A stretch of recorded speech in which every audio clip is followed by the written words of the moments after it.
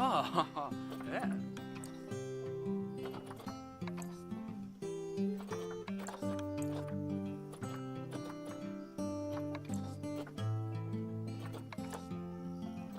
Whoa. Yeah.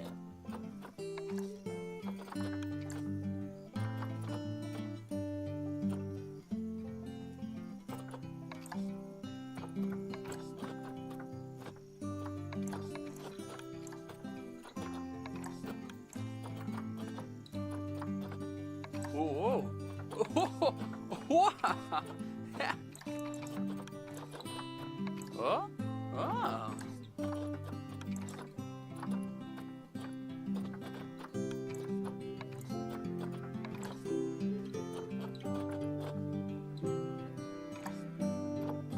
Whoa.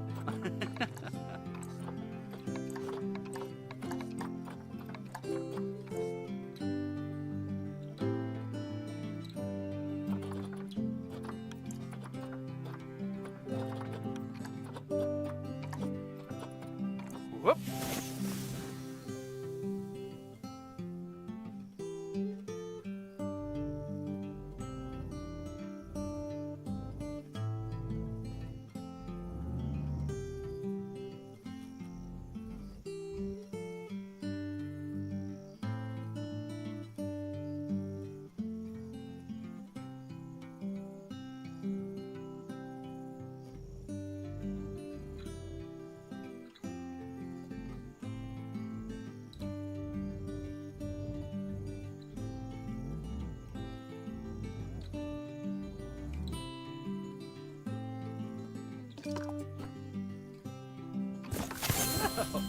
Oh.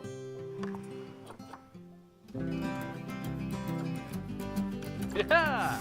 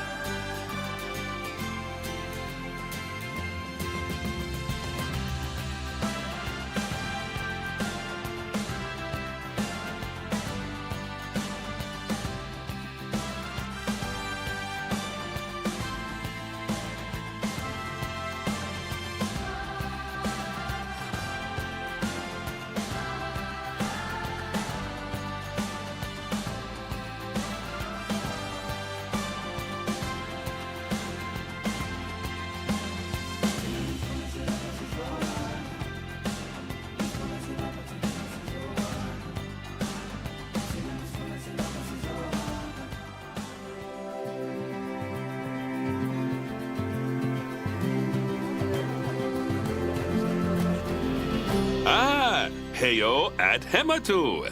Yeah. Oh, sorry about that. I have a habit of slipping back into the Planko language.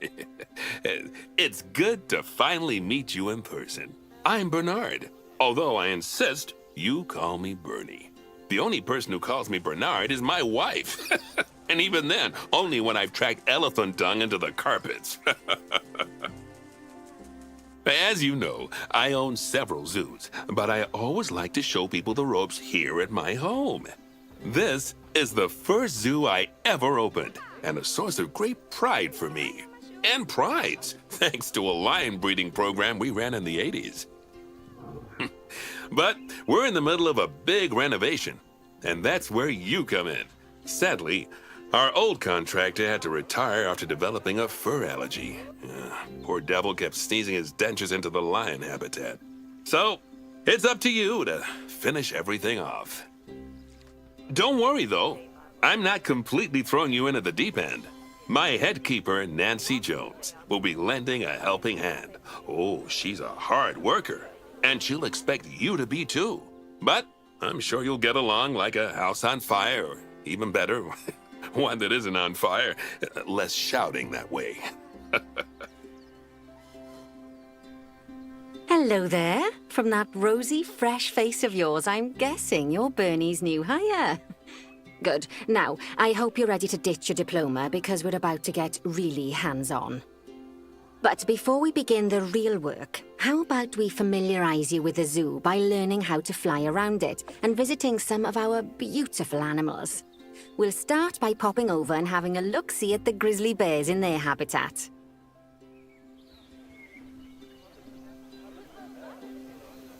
Did you know that grizzly bears, also known as Ursus arctos horribilis, can hibernate for up to 7 months a year? Oh, but then again, given the chance, I think a lot of people would do that too. Select one of the bears and you'll bring up its information panel. This is where you can find out all kinds of information about your animal, the most important thing being its overall welfare. You'll learn more about animal welfare today as we go through your objectives. But for now, let's enjoy this magnificent animal. Why don't you select the camera at the bottom of its information panel?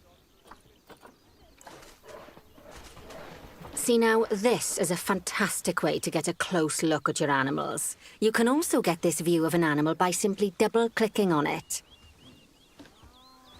Okay, when you're ready, let's pop over to the other side of the zoo and take a look at the lions. I've marked their location for you to find.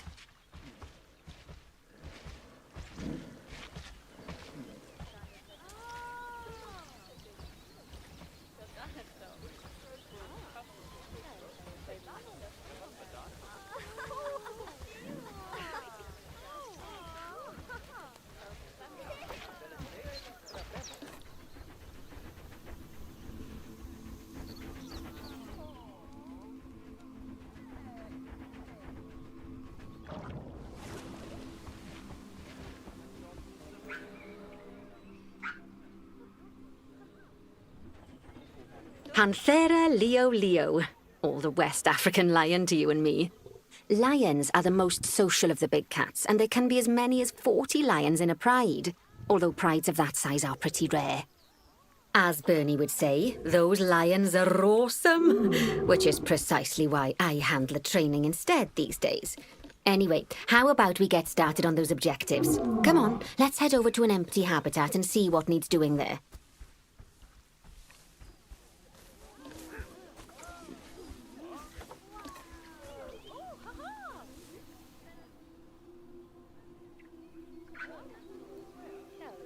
As you can see, it's a lovely space for animals, but it's missing a certain something.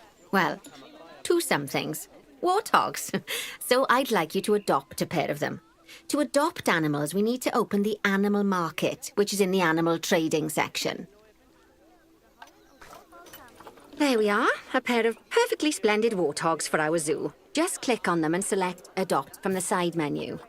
Normally, the animal exchange would be full of animals, but I've emptied out the market while you learn how it works.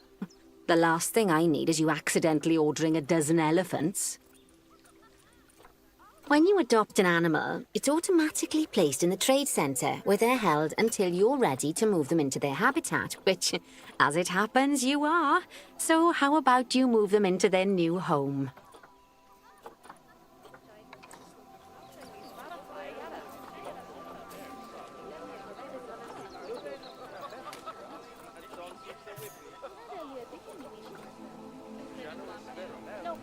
When you ask for an animal to be moved into a habitat, your caretakers will go to the trade centre, collect your animal, and deliver them to your selected habitat. I've marked the trade centre's location, so let's go and watch the caretakers in action.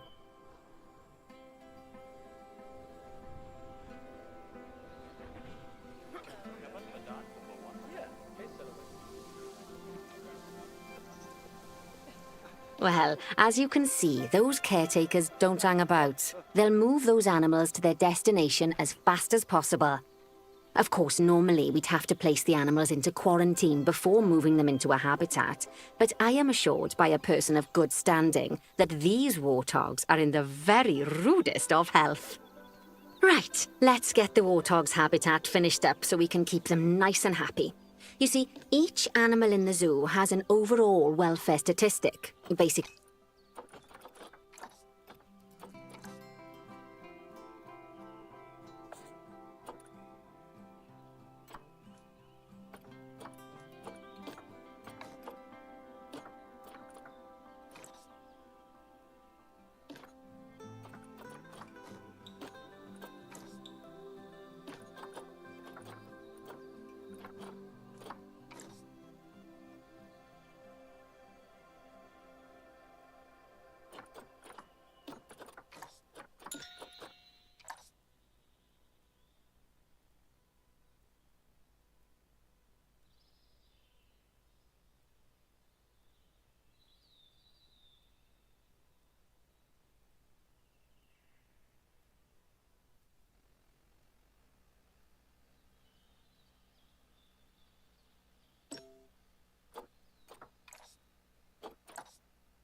how happy they are. And that overall welfare statistic is itself comprised of 4 different areas: nutrition, social health, habitat, and enrichment.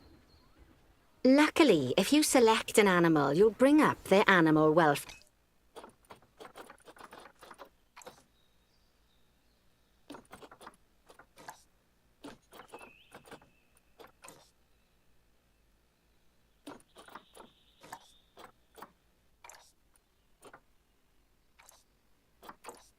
Information panel, which we saw earlier, where you can see how they're doing. That way, you'll know exactly what areas need to be addressed. Don't worry if that's a lot to remember. You can always check the Zoopedia for more information. Let's start by making sure we're taking care of the warthog's nutrition welfare. To do this, we'll need to place a food station and a drinking station. Now, each animal requires a different type of feeding station. And for the warthogs, it's a small feeding trough. So let's add one of those and a water bowl.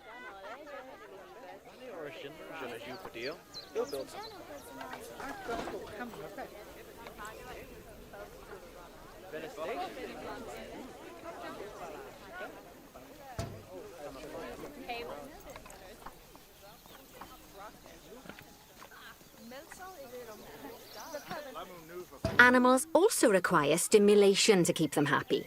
Let's add a lovely mud bath for the warthogs to roll around in.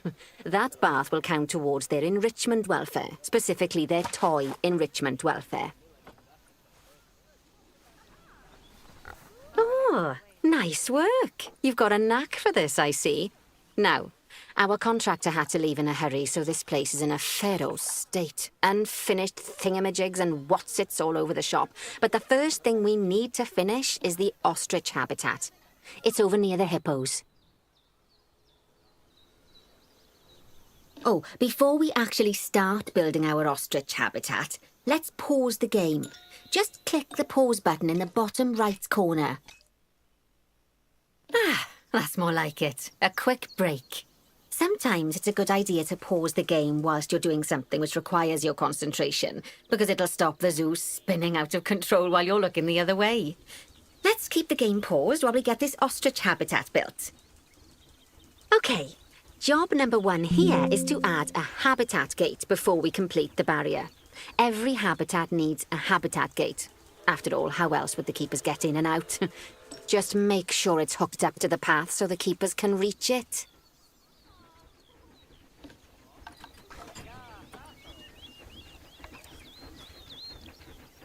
Right, Let's complete the perimeter barrier so we can adopt us some ostriches. I've marked out an area for you to use, so I'd like you to finish off the perimeter using the brick barrier.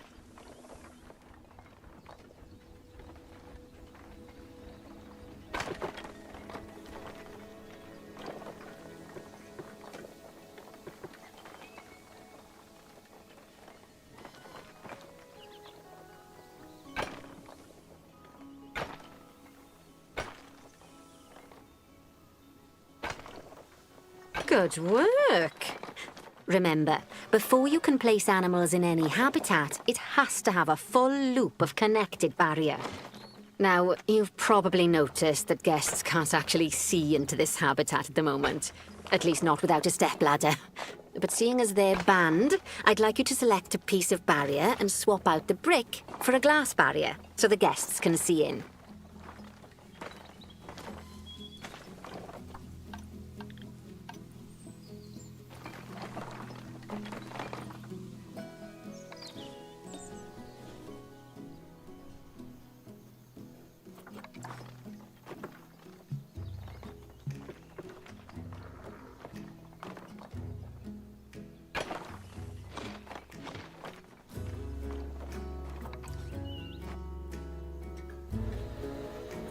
There we go. Adding in more windows gives guests even more opportunities to see the animals in a habitat. It's always best to make sure the guests can get a good view into a habitat from the path they're walking on, because it makes them happy, and because this would be a pretty terrible zoo if they couldn't. The last thing we need to do is to add a donation box. You see, when guests enjoy the view of an animal, they'll make a donation. Just make sure you put them in easy-to-reach places, like near a viewing point. Donation boxes are one of the main sources of income for the zoo, so make sure you remember them. By the way, as well as pausing the game, you can speed the game up by clicking on the fast forward button. It'll run everything at 2 times and 5 times faster. It can be useful, especially if you're waiting for money to accumulate or for animals to be delivered to your habitat. Personally, I use it when I'm waiting for a brew to finish. All right, you've finished the habitat, so it's high time we adopted those ostriches, don't you think? Let's get 4 of them in here.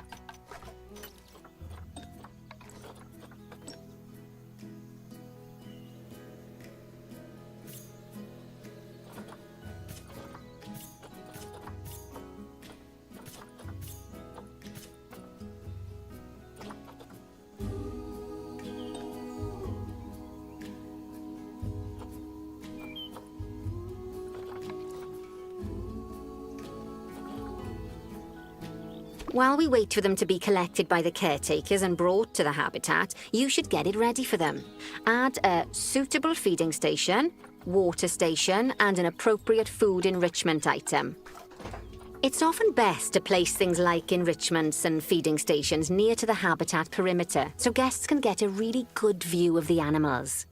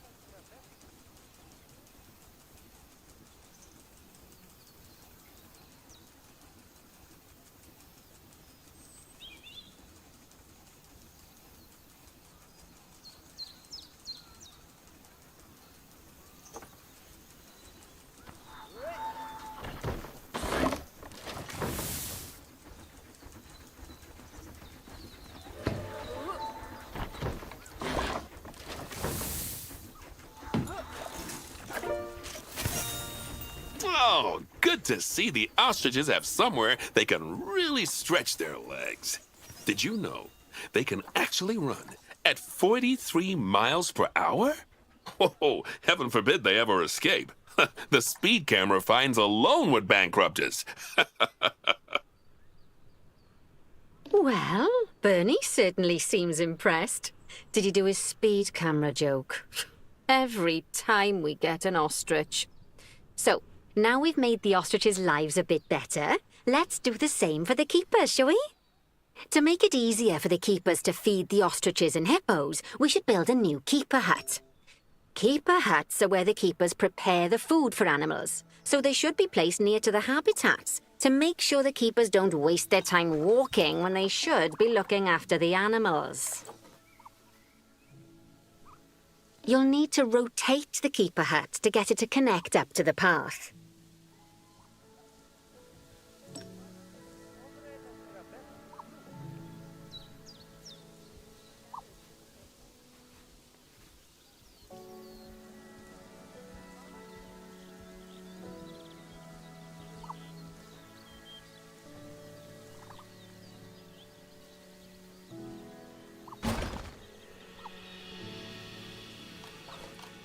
This keeper hut only has space for one keeper, but the larger keeper hut can allow multiple keepers to prepare food at the same time. Oh, but bear in mind that keeper huts and other staff facilities shouldn't be placed near to areas where there are lots of guests.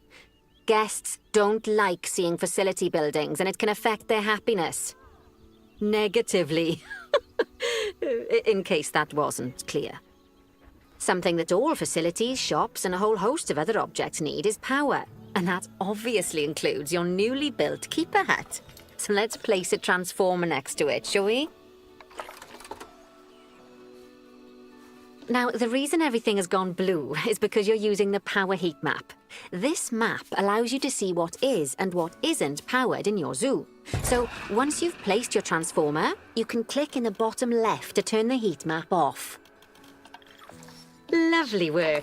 Now the keepers can start using the hut to prepare food, and thanks to where you've put it, they won't need to walk very far to deliver it to the ostriches and hippos.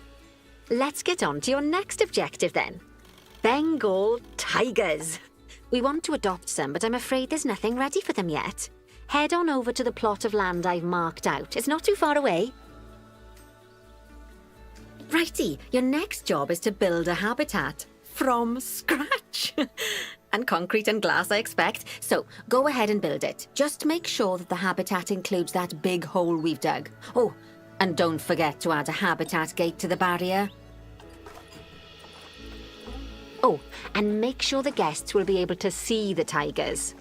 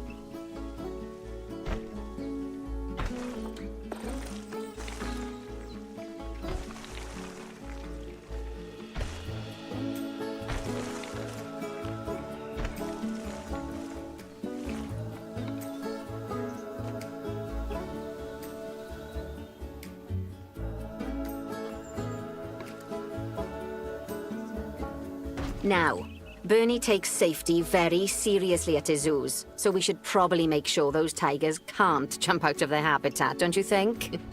The way we'll do it is by changing the height of the habitat's barrier. Okay then, you should start by double-clicking the habitat barrier, which will take you into barrier editing mode. Great. Now highlight the entire perimeter of the habitat. You can do that by clicking and dragging the barrier selection tool.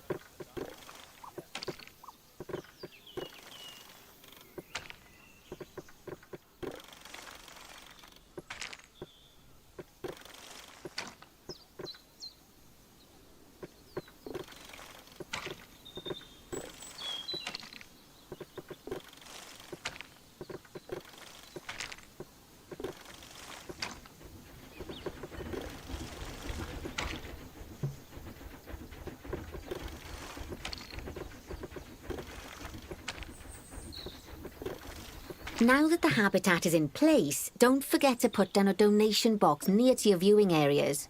We need every dollar we can get. Especially as these tigers aren't exactly eating instant noodles for lunch.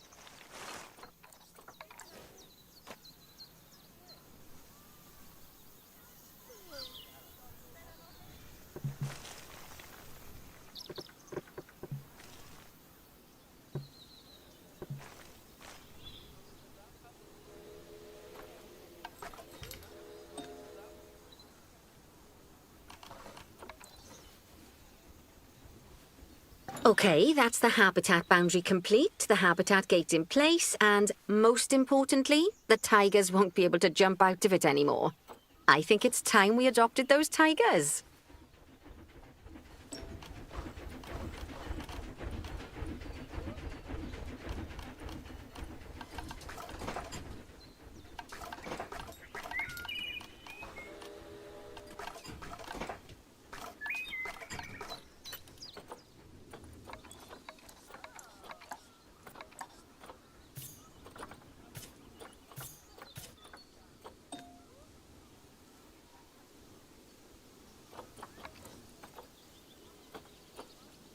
Whilst our trusty caretakers collect and deliver the tigers, let's take a look at preparing the habitat for their arrival. We'll start with the basics. Add a suitable feeding station for them. This time, instead of adding a water bowl, let's try something different. Some animals need a pool in their habitat so they can go for a swim, but they can also use it to drink from. All you have to do is make sure the banks of the pool have a gentle slope so they can easily get a nice, refreshing drink. There's already a pool excavated, but you still need to fill it with water. You should do that by going into Terrain and selecting the water tool. Yes, that'll do nicely. Of course, just like the warthogs and ostriches, these tigers will also need some enrichment.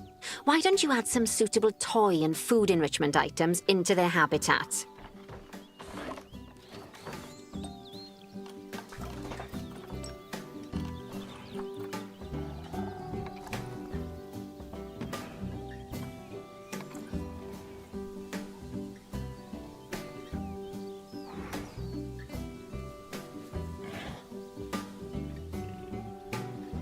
Okay, it's really starting to take shape.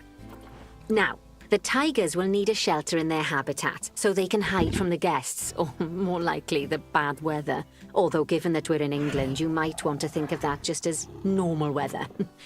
Go on, add a shelter to their habitat. You can either build one from various suitable bits and bobs, or if you like, just pop down the blueprint that I've already built for you.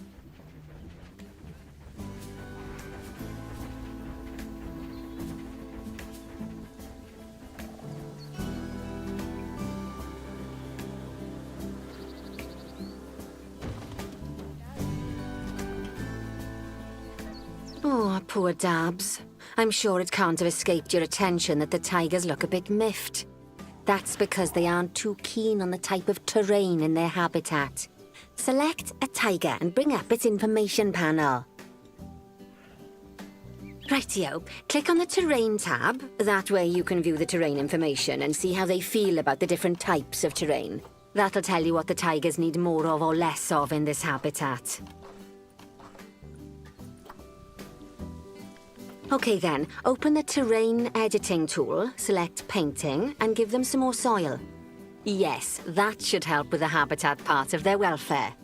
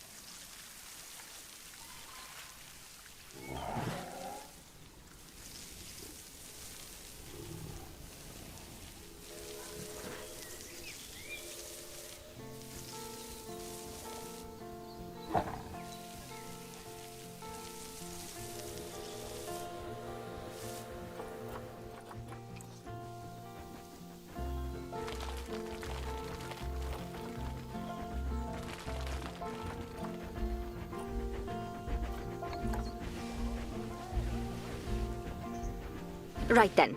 All animals need plants and trees from their own biome or continent. You know, deserts, savannas, Eurasia, Europe, that sort of thing. It looks like these tigers need a few more plants in their habitat. To get a perfect fit, use plants from the rainforest and temperate biomes that are native to Asia. Although if you have to, you can get away with using just one or the other. The tigers will also want a certain amount of their habitat to be covered by those plants. To find out which plants to use and how many, select a tiger and go to the Environment tab. Now, as you can see, some of the plants currently in the habitat aren't quite right for the tiger, like the wattle bushes. You can remove them if you want. You can find all of the plants you need in the Nature section, and you can use the filters to only show the types of plants you want to see. In this case, that's plants from the rainforest or temperate biomes.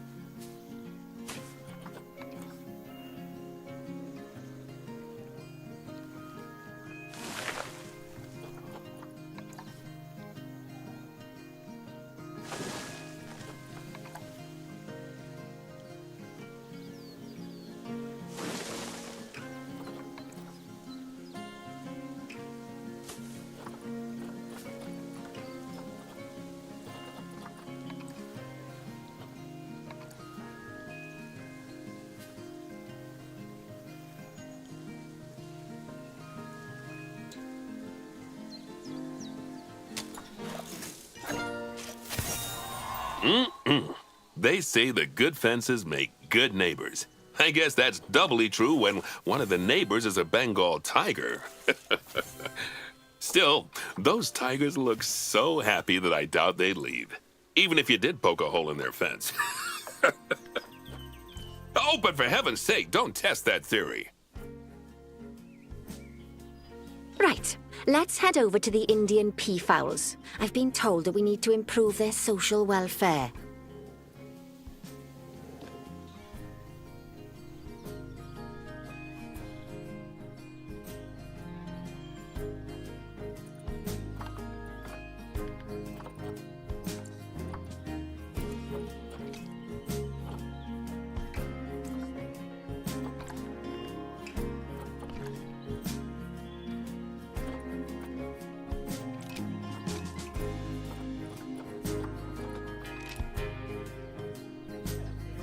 Now then, just find one of the peafowls and select them to open their information panel. Then we can have a good gander at how they're doing. Although technically, I suppose gandering would just be for geese. Expand their social welfare and we can get a bit more detail. Now, they've clearly got plenty of space and they're not stressed, but it looks like their social group isn't quite right. So let's find out more. Click on the social tab at the top of their information panel to see what's wrong.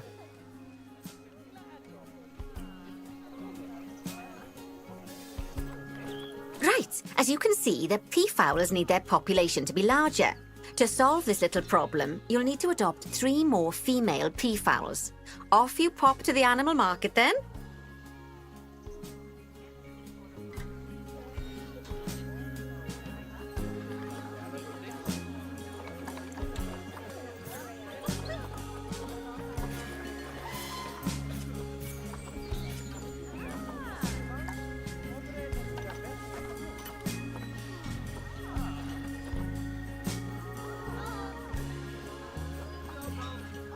Good work on those peafowls. I expect they'll be delivered soon.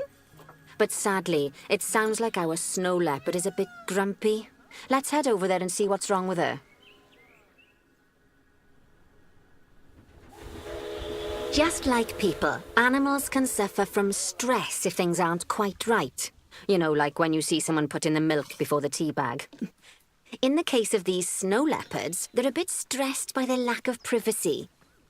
You can lower their stress levels by swapping out the normal glass barrier by their cave for one-way glass.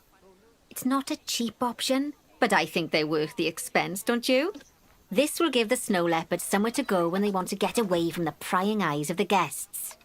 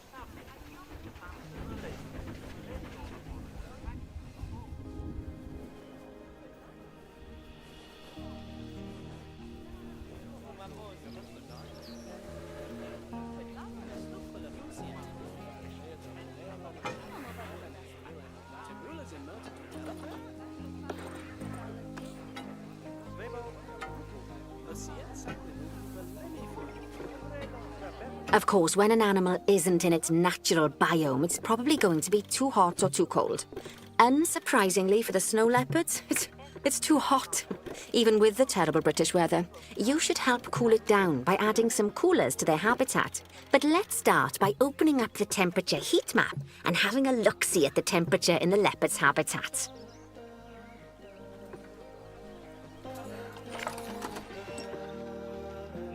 As you can see, we already have one cooler in there. Let's pop some more down and get as much of the habitat as chilly as we can. Luckily for us, this habitat already has power, but you'll need to make sure of that in the future. Just so you know, if any part of a habitat is powered, then the whole habitat will be powered.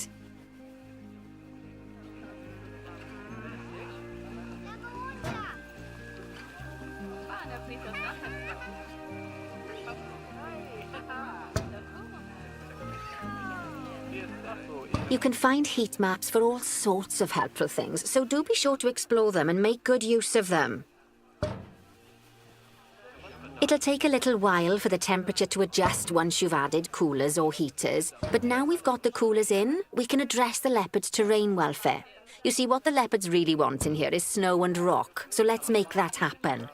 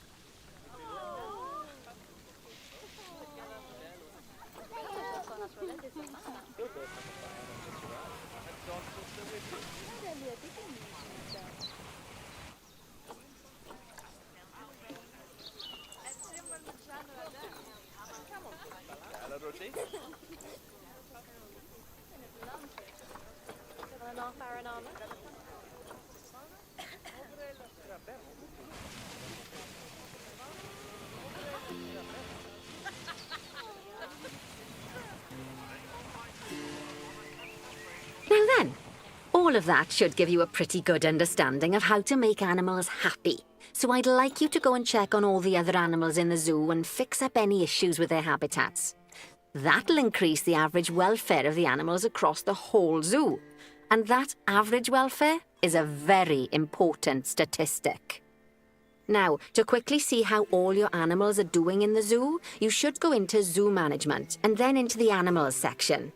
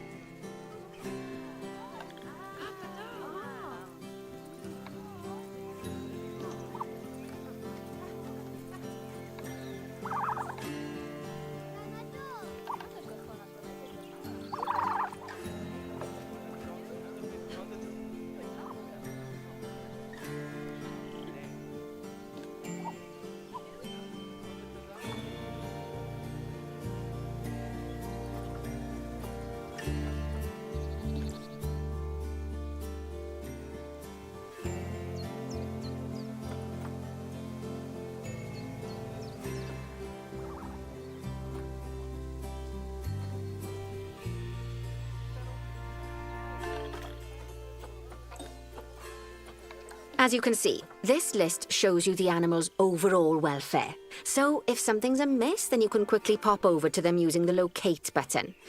Right, I'm off for a cuppa while you make sure all the animals are well looked after.